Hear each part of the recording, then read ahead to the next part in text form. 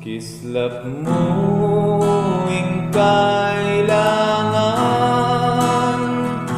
bang itauya mo at din makapansin kindimla milayala di kanining maryari bodang den nasan me lugod ng Diyos at tsukega nasa aming ipasa.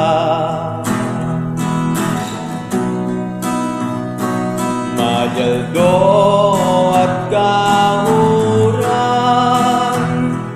kanawan at kasakitan,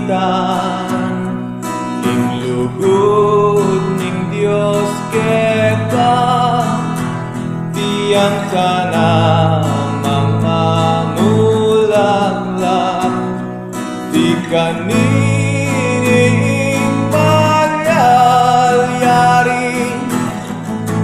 bodang den nasan me lugod ng Diyos at tsukega nasa aming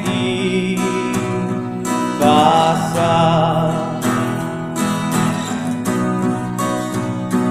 At kareng mekaramdam kingaos ning Diyos karela oras ning pamagbalik ting panahon ning pamanalig di kanining malyari